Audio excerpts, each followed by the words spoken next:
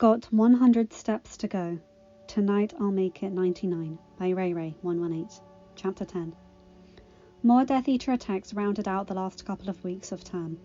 More injuries, more deaths, and Harry hated the fact that he wasn't out there doing more. That thought only lasted until Ginny got a hold of him and dragged him into his private bedroom with barely a glance at their confused friends in the common room. Harry James Potter, you stop that line of thought this instant, or so help me, you will be sleeping alone for a month. Harry almost chuckled, but managed to contain himself. I'm sorry, Jen. I just feel like I should be fighting. We are fighting, Ginny reminded him. Find the Horcruxes, destroy them, and destroy Voldemort. We're doing all we can. Harry sighed, but knew that Ginny was right. Damn straight, Potter, Ginny retorted, a smirk on her face. Harry smiled. You're always right, Potter, he replied. Ginny felt a shiver going down her spine. Ginny Potter, she mused, throwing her arms around his neck. I could get used to that. I sincerely hope so, Harry said, leaning down to kiss her. With just a week left until Christmas holidays, Harry and the other 7th years were counting the days. It was like 5th year all over again, only worse. There wasn't much time for them to get away from the onslaught of homework to research Horcruxes, but they managed to do so the weekend before they were to head home for the holidays. I know we've put all our effort into finding the Gaunt Shack, Hermione commented, but I feel as though we should also consider the other possible solutions. Harry, you suggested Hogwarts. Is there any way to find out if he hid something here? Harry bit his lip and shrugged. I'm not sure, he admitted. It wouldn't be somewhere anyone could stumble across it, but the castle is a big place. Could your status as heir of Gryffindor help you? Ron asked curiously. Harry sighed. I don't know. I can try, but no guarantees. We'll just have to do the best we can. No one looked too happy with that assessment, but agreed, and spent the remaining time in the lunchroom doing homework. Harry considered the possibility of returning to the heart of Hogwarts, to see if he could get answers that way, but didn't share the idea with anyone. Ginny heard it in his mind, and thought that they should try before the term ended. After lunch, the couples all separated, wanting to spend some time alone. Daphne headed down to the Slytherin common room to find her sister, while the others wandered off. Hermione and Ron found themselves in the clock tower, looking out over the grounds as they talked. It was moments like this that Hermione felt completely at ease. Without the pressures of war or the Horcruxes, she could just spend time with her boyfriend, admiring the view and being teenagers. It's so peaceful, Hermione commented, looking out at the distant snow-covered pitch. There were a few students out on the grounds, mostly younger years having a snowball fight, but for the most part, everyone had taken refuge in the castle, avoiding the bitter cold air of the December day. Ron gave a hum of agreement, throwing an arm across Hermione's shoulders. Hermione glanced down at the arm, then snuggled into Ron's side. I could get used to this, she said softly, smiling in content. Ron looked at her and raised an eyebrow. How so? Hermione bit her lip. You, me, us. I like this. Ron nodded awkwardly. Me too. I know I was pretty clueless when I was younger, but from the beginning I think it was supposed to be us, together. Hermione gave him a considering look. That sounds sort of what like Harry and Ginny described. Ron shrugged. We don't have to be soul bonded to be together. To be honest, I'm not sure if I would want that. Hermione looked surprised. You don't? Ron was now nervous. It's not that I don't love you, Hermione. It's just, Hermione placed a hand over his mouth, giving him a dazzling smile. I don't want a soul bond either. Hermione withdrew her hand and Ron's mouth dropped open. You don't? She shook her head. No. I mean, I see Harry and Ginny together, and I want that type of relationship. but I don't think I'd want someone to be constantly in my head. Ron nodded slowly. Yeah, he agreed. It works for them, but I don't think I could do it. Hermione leaned into his side once more. I think we'll get to that point eventually. It was easier for them. Neither of us were really ready to fall into such a serious commitment right away. Not the way they were. I think it was because of the experiences they had, Ron commented. When we got together, we were still just teenagers. We were young. We still had to work it out and grow into the relationship. But Harry and Ginny? Neither of them was really a kid by the time they got together. I mean, yeah, they were 13 and 14 years old, but inside, they were already adults. Hermione glanced up at him. I'm so proud of the way you've grown up, Ron. I can see how much you've changed in the last few years. Ron blushed. We all have to sometime, right? Hermione nodded, agreeing. Have you thought more about what you want to do after graduation? Ron shrugged slightly, glancing around the grounds. When we had our career counselling sessions, I told Professor McGonagall that I wanted to be an Auror, or play Quidditch professionally. I'm not really sure if that's my dream anymore. Hermione looked intrigued. What is it, then? Ron looked a little nervous. I'd love to play Quidditch, but I'm not sure if I'm good enough. I think I'd really like to be a coach, eventually. I'd like the experience of playing, but I think in the end, I'd want to be a coach. Or maybe a sports correspondent. Or work in the Department of Magical Games and Sports. Hermione smiled. So, something to do with Quidditch? Ron nodded. I don't think I want to fight Death Eaters all day. Not after this war. I've had enough fighting. Hermione beamed. That sounds good to me. She paused and then looked down briefly. Where do I fit into this future of yours? She asked hesitantly. Ron looked at her, his cheeks tomato red. Well, that is... He took a deep breath to steady himself. Hermione, I love you. I know we're not Harry and Ginny, but I do think that I want to spend my life with you. Whatever else happens, I hope that you'll be by my side. Hermione grinned and stood up on her tiptoes, giving him a kiss on the cheek. I love you too, Ron. And whatever happens, I want us to be together. The couple lapsed into silence, spending the remainder of the afternoon in each other's arms, enjoying the peaceful quiet and daydreaming about the future. Harry and Ginny also spent the afternoon discussing the future. They ended up back in the room of requirement, relaxing in front of a roaring fire on a very comfortable rug. Ginny was snuggled into Harry's side, one arm thrown casually across his stomach, the other pillowing her head. I can't believe you're leaving school in just a few months, she marvelled.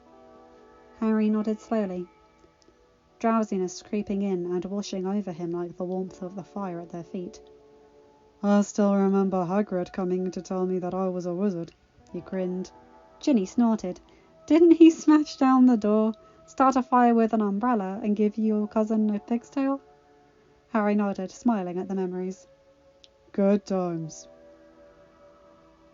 Ginny shifted so that she was even closer to him, if that was possible. A lot's changed, she commented. Harry nodded again. Everything. His mental voice was soft. Ginny looked up at him. You're starting to think seriously about careers now, she observed. Have you narrowed down anything since your career counselling sessions 2 years ago? Harry shrugged, an awkward movement as he was lying down. I'm not sure I want to do more fighting, but I really like the idea of joining the Aurors. My dad did it, and his dad before him. It's like a tradition. Ginny frowned. You don't have to follow in their footsteps if you don't want to. No one will think less of you. Harry shook his head slightly. I want to. I just feel like, after this war, I won't want to jump into another job that requires me to go up against Death Eaters and the like. Ginny tilted her head to the side. What if you took some time off first, before joining the Aurors? Professor McGonagall told me at my session last year that Madam Hooch is considering retiring soon. Maybe you could be the flying instructor for a while, to get in some distance from the war. And then, when you're ready, and if you still want to, you could join the Aurors. Harry looked at her in surprise. That's actually a really good idea. Ginny raised an eyebrow. What's that supposed to mean, Potter? She asked, her mental voice sounding disgruntled. Harry gulped and gave her a quick kiss. Nothing, Gin. It's a great idea. I just hadn't considered it before. Harry nodded and settled back down. They spent the rest of the afternoon cuddling, before, reluctantly, getting up to join their friends for dinner. A couple of days later, Harry made his way to the room of requirement alone. Ginny was doing homework, and the others were all likewise occupied. He probably should be doing work as well, but he wanted to go back to the Heart before the holidays, and knew that this could be his last chance. He slipped into the familiar stone room and looked around. The embers in the basin were still glowing. It looked the same as it had the last time he had been there. As he walked forward, he heard a voice in his mind. Greetings, child. It has been a while. Harry nodded slightly. I'm sorry, I've been busy. Hogwarts's mental voice was amused. I understand. You have many questions. You have come for answers. Harry bit his lip. I was wondering, would you be able to tell me if someone hid something evil in the castle? Hogwarts was silent for a moment. When she replied, her voice was soft, but indomitable. I am sentient, but not all-knowing. I cannot see all. There is something wrong here, but I cannot tell you when. Harry nodded, disappointed. Thank you for answering. I was not trying to be rude. Hogwarts was back to being amused. I know, child. Now I am glad you have returned. I wish to show you something. Harry stepped forward, intrigued, as a side of the room melted away, showing him a dark passageway. This is the last truly hidden entrance into the castle, Hogwarts informed him. It will appear on no map, and one must be given access by one of the founders or their kin to see outside the entrance. It leads here from a boulder in the fourth cave beyond the village. You should know the one. Harry inclined his head, understanding. Beyond the village and up into the mountains a bit, there was a series of caves. The castle was telling him which one housed the entrance to the passageway. Place your hand on the boulder. As Godric's blood flows in your veins, the passage will be revealed to you. Harry nodded again. Thank you, he replied, grateful for the knowledge. An escape route that no one knew about could come in handy. Hogwarts bid him farewell, and he felt the presence leave his mind. That was interesting, Ginny commented as he headed back to the common room. It was, Harry agreed, mentally. I'm not sure why exactly the castle showed it to me, but it's definitely a good thing to know. An alternate route in or out. Ginny agreed. With the way things are right now, we need all the help we can get. Shame that the castle can't tell you if there is a Horcrux here. But she did say there was something wrong in the castle, Harry argued as he gave the password to the fat lady and entered into the common room. That could mean there is a Horcrux here, so we've at least narrowed down our location, in the general sense. Ginny looked at him as he sat down next to her. The castle is a huge place, Harry. We wouldn't even know where to start. Harry had to give her that, but he couldn't help but feel like the afternoon had been productive. There was something wrong in the castle. Harry just knew that meant there was a Horcrux here. He didn't know which one, or where it was, but it was here. Now he just had to find it. Harry was incredibly glad that they were due to leave for the Christmas holidays the next day. He needed a break. and he needed to get out of the castle. It was a large place, but they hadn't had the opportunity to leave the grounds since the last Hogsmeade visit. Normally, there were at least 2 trips to the village scheduled in the first term, but because of the last attack, all future trips had been cancelled. He also wanted to take a break from the mountains of homework. Everyone was feeling the strain, and the reality of the NEWTs was starting to sink in. The times before the tests were shrinking faster than any of them were prepared for. Yes, Harry could tell that he wasn't the only one looking forward to the break. He also wanted to spend some time away from the headmaster. He had kept his temper in check all semester, knowing that accusing Dumbledore of anything, especially without concrete proof, would not be productive. He wanted to hex the old man within an inch of his sanity, but thankfully his rational side prevailed, and he was able to keep himself and Ginny from outright attacking the headmaster.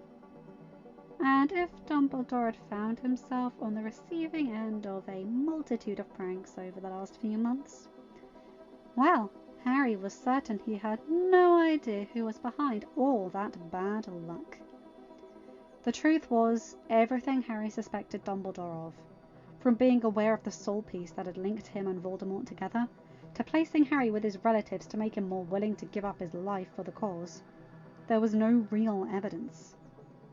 It made sense that the headmaster had known, when Harry thought about it, but there was no proof. So Harry had to be content with watching Dumbledore suffer from someone's targeted prank war. Whoever it was sure must have had something against the headmaster, focusing on the light end of the term, when he would be able to leave the castle for a few weeks and hopefully get some rest and relaxation in, before another semester of dealing with the headmaster's schemes and plans. Harry sometimes wondered if Dumbledore was actually doing anything productive in this war. It wasn't like he was actively trying to find a way to kill Voldemort. All he appeared to be doing was leading order meetings where nothing got done, and sitting in his office making plans for Harry to sacrifice his own life. And perhaps that might have worked 6 or 7 years ago. But these days Harry found himself a lot more selfish. He had a family, a future, a life he didn't want to give up, just because an old man said that he had to die to stop a megalomaniac. Everyone was in a talkative and joyous mood the evening before the Christmas holidays were to start, as they gathered to eat supper in the Great Hall. Once everyone had finished eating, Dumbledore stood up. "Now that you have all eaten, I wish to speak with you one last time before the train departs." His eyes were serious as he observed the crowd. "Most of you will be leaving tomorrow morning for your homes, and I wish you all a happy Christmas. However, I would also like to implore that you use caution. It is a dangerous time, and I wish you all to be safe." He smiled. "Happy holidays to everyone, and I shall see you all when the new term commences." There was a flurry of movement as people headed for the exit, making their way back to their dorms to finish packing and get some sleep. Harry spent the evening lying on his bed, with Ginny at his side, as he read through the documents he had taken from the Gryffindor vault the previous summer. He had put them away, and then nearly forgot about them, until he had been repacking his trunk this summer. There was a lot of information about Lion's Castle, including the fact that the Gryffindor Lordship ring was also a permanent portkey. According to the documents, the ring, which he wore invisible on the middle finger of his right hand, could hold up to 3 locations. The first one, which could not be removed, took the wearer and anyone he wished to include to Lion's Castle. Simply put, if Harry wanted someone to be included in the portkey and they were touching him, they would be transported with him. If someone was touching him and he didn't, they wouldn't come along. The other 2 locations could be added to the portkey if Harry wanted. He decided to add Potter Manor as soon as he could get to the manor, since he needed to be at the location to add it to the portkey.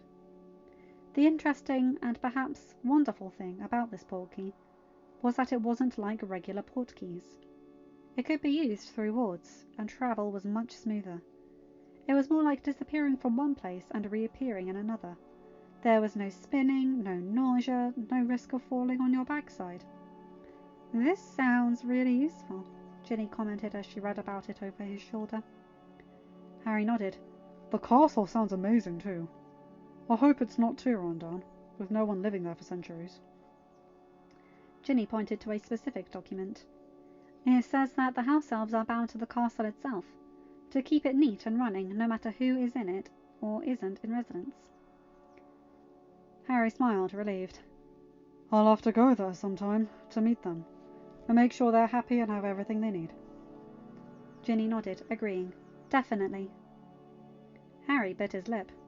These wards sound impressive. It would be a good place to hide, should we need it. Better than McGonagall Castle or Potter Manor, which are protected, but people know about them. No one knows about this place. Once more Ginny agreed, and soon after both dropped off to sleep, exhausted from the last few months of school. Prefect and head duties, Gryffindor, Quidditch, and Horcrux research. Everyone was up early, getting ready to head down to the train at the station in Hogsmeade. Harry and his friends all met for breakfast, eating at the Gryffindor table, an act that garnered no strange looks, as people often switch tables nowadays, eating with friends in other houses. The professors didn't care, and only mandated that house tables be utilised as such for feasts. Once they were finished eating, they separated to grab their trunks and agreed to meet in the entrance hall in the next 20 minutes. Harry and Ginny decided to shrink their trunks and carry them in their pockets. Following their lead, everyone else chose to do the same, and together the group made their way down the path leading to the train station. It was a beautiful day, Harry mused, as they walked. The sky was a crystal clear blue, with not a cloud in the sky. The last snow had nearly melted, leaving just a dusting behind. Around them, the rest of the students returned to their homes, were talking excitedly about the holidays, making plans to get together with friends, and wishing each other a good break.